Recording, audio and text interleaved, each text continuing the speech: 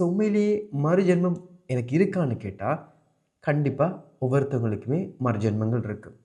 அப்படி என்ன எங்களுக்கு எத்தனை பிறப்பு இருக்குன்னு அவங்க கேட்டிருக்காங்க. என்ன காரணம்னா இந்த மறுபிறப்புன்னு சொல்லும்போதே ஒரு காமன் டோக்கன் இருக்குது. எங்களுக்கு வந்து 7 பிறப்புகள் இருக்குது அப்படின்ற டோக்கன் இருக்குது. ஸோ அதுக்காக அப்படி கேட்டிருக்கலாம். உண்மையிலேயே எங்களுக்கு வெறுமனே 7 பிறப்புகள் இல்லை. ஒரு விஷயம் சொன்னால் உங்களால் சில சமயம் அதை அக்செப்ட் பண்ணிக்கொள்றதே கஷ்டமாக இருக்கும்.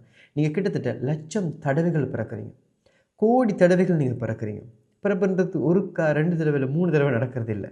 காலகாலமாக நீங்கள் ஒரு நோக்கத்தாக எகெயின் அண்ட் எகெயின் பிறந்துட்டு தான் இருக்கீங்க. ஸோ அதுதான் அடிப்படையான உண்மை. இப்போ உங்களுக்கு மறுஜென்மம்ன்றது இருக்குது. ஓடி ஓடி ஓடி உட்கலந்த ஜோதியை நாடி நாடி நாடி நாட்களும் கடந்து போய் வாடி வாடி வாடி மாண்டு போன மாந்தர்கள் கோடி கோடி கோடி எண்ணிறைந்த கோடியே. இப்போ கோடி தடவைகள் பிறந்து மாண்டுட்டு இருக்கீங்க. உங்களோட லைஃபோட ஒரு பர்பஸை நீங்கள் அடையாத காரணத்துக்காக. அப்போ உங்களுக்கு